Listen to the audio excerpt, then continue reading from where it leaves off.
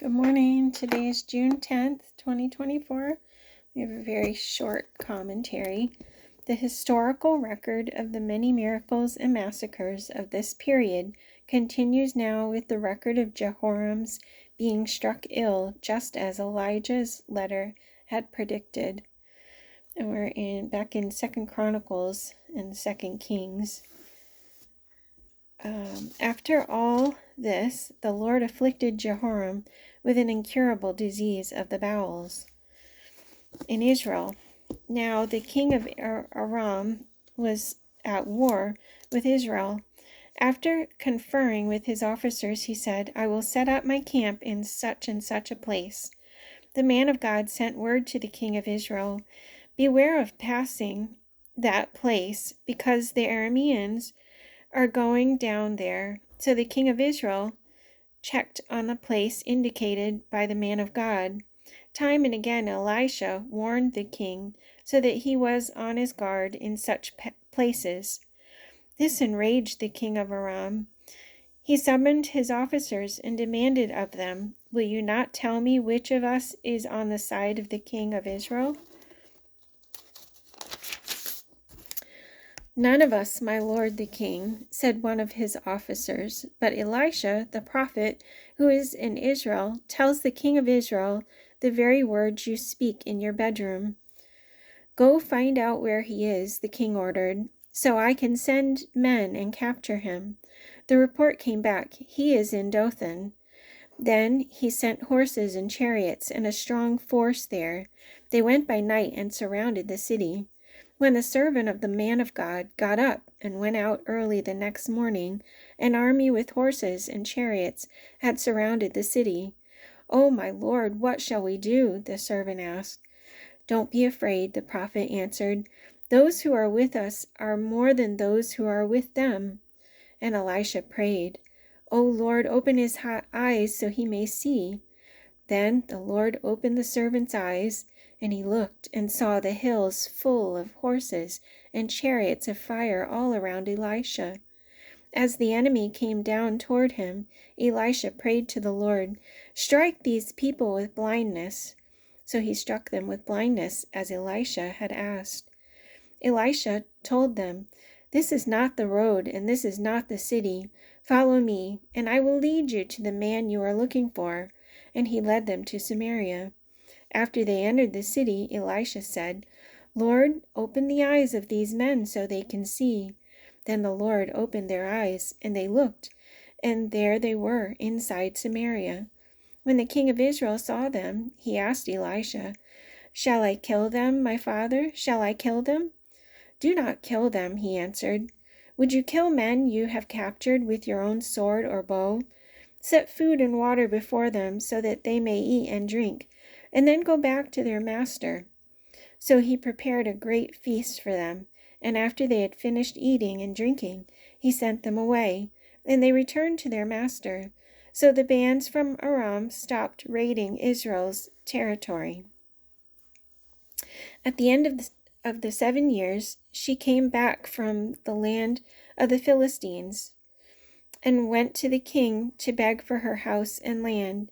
The king was talking to Gehazi, the servant of the man of God, and he said, Tell me about the great things Elisha has done.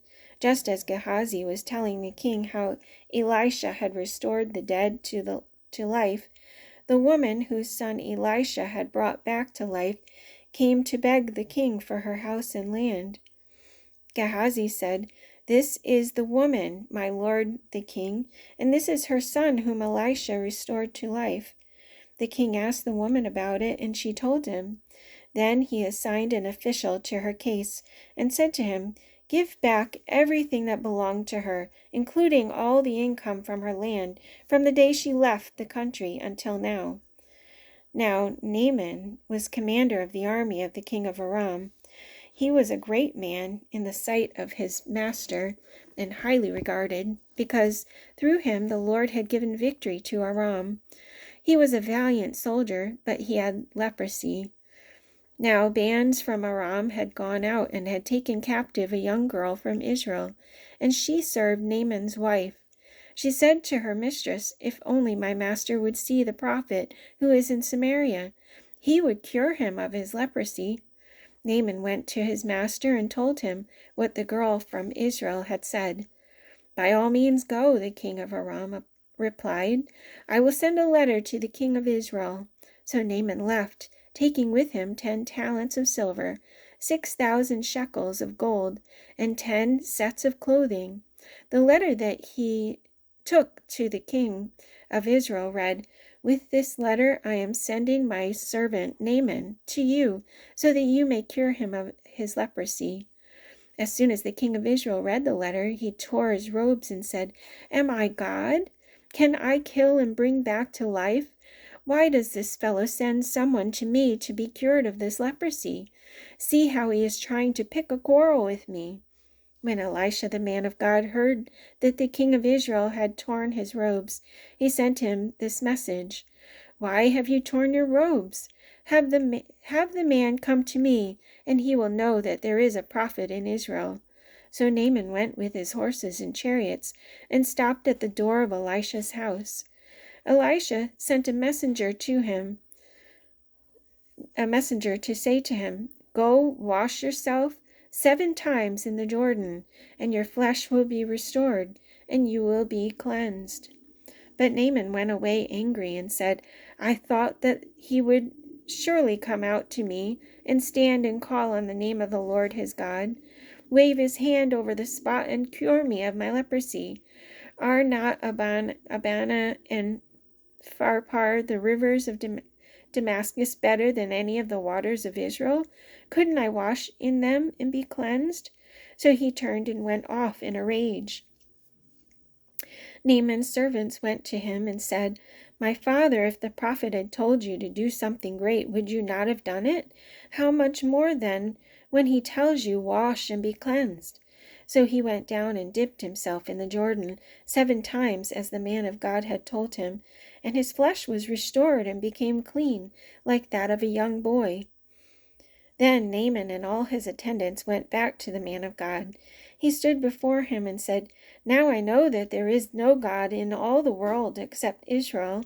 Please accept now a gift from your servant." The prophet answered, "As surely as the Lord lives, whom I serve, I will not accept a thing." And even though Naaman urged him, he refused. "If you will not," said Naaman, hold on a second. Okay. "If you will not," said Naaman, "please let me, your servant, be given as much earth as a pair of mules can carry, for your servant will never again make burnt offerings and sacrifices to any other god but the Lord. But may the Lord forgive your servant for this one thing. When my master enters the temple of Rimmon to bow down, and he is leaning on my arm, and I bow there also, when I bow down in the temple of Rimmon, may the Lord forgive your servant for this." "Go in peace," Elisha said. After Naaman had traveled some distance, Gehazi, the servant of Elisha, the man of God, said to himself, "My master was too easy on Naaman, this Aramean, by not accepting from him what he brought. As surely as the Lord lives, I will run after him and get something from him." So Gehazi hurried after Naaman. When Naaman saw him running toward him, he got down from the chariot to meet him. "Is everything all right?" he asked. "Everything is all right," Gehazi answered. "My master sent me to say, 2 young men from the company of the prophets have just come to me from the hill country of Ephraim. Please give them a talent of silver and 2 sets of clothing." "By all means, take 2 talents, said Naaman. He urged Gehazi to accept them, and then tied up the 2 talents of silver in 2 bags with 2 sets of clothing. He gave them to 2 of his servants, and they carried them ahead of Gehazi.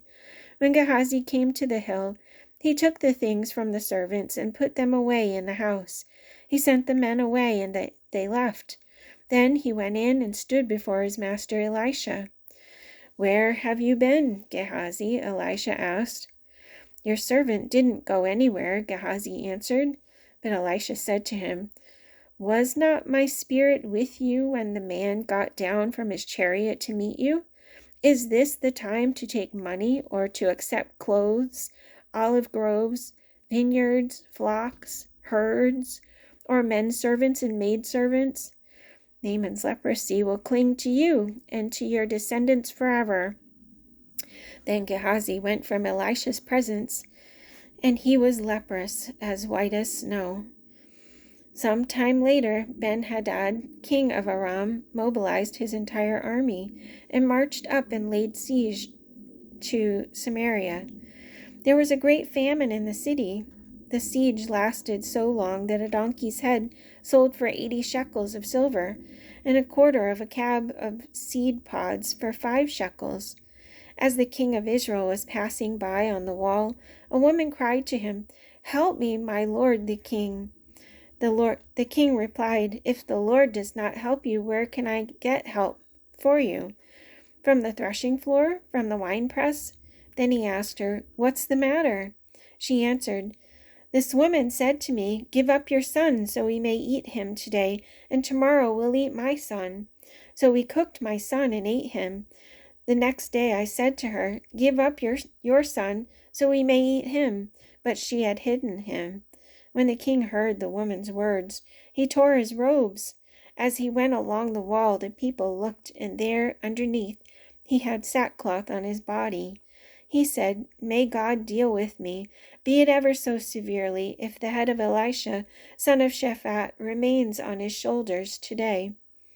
Now Elisha was sitting in his house, and the elders were sitting with him. The king sent a messenger ahead, but before he arrived, Elisha said to the elders, "Don't you see how this murderer is sending someone to cut off my head? Look, when the messenger comes, shut the door and hold it shut against him. Is not the sound of his master's footsteps behind him?"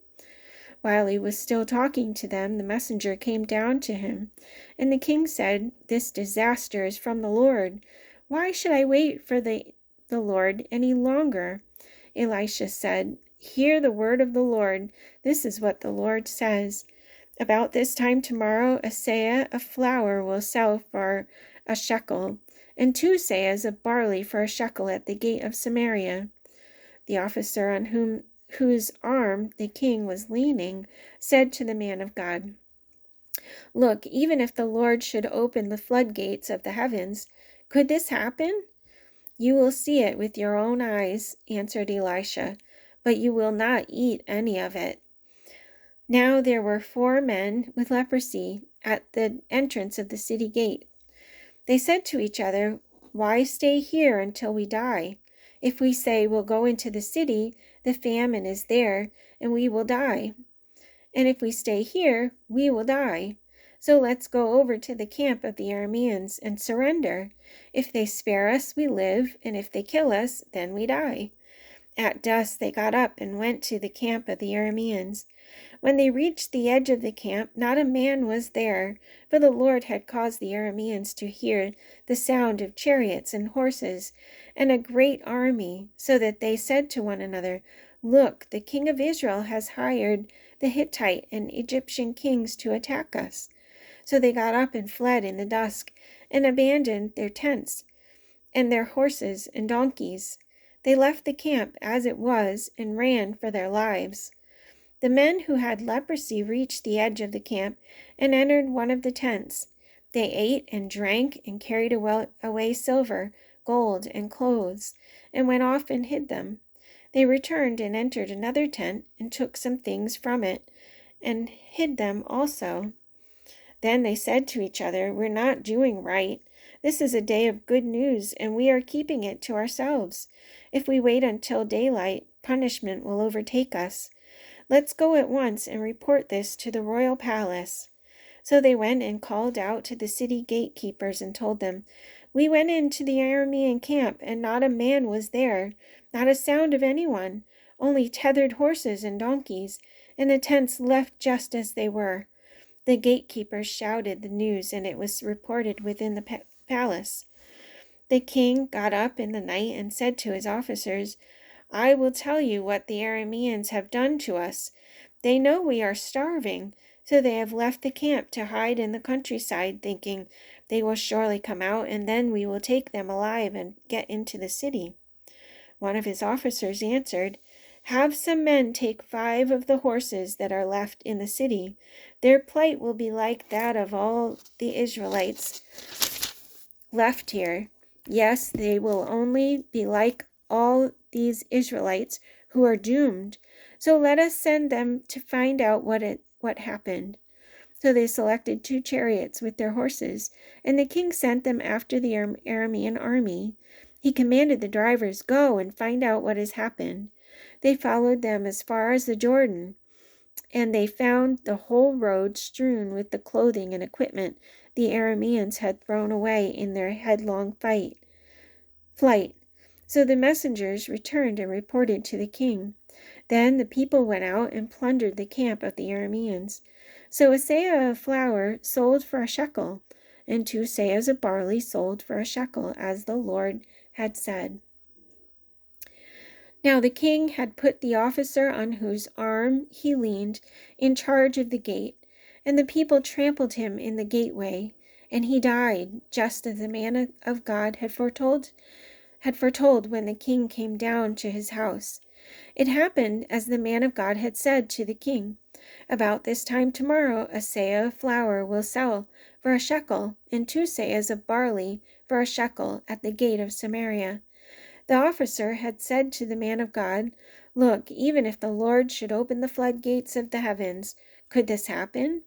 The man of God had replied, "You will see it with your own eyes, but you will not eat any of it." And that is exactly what happened to him, for the people trampled him in the gateway, and he died.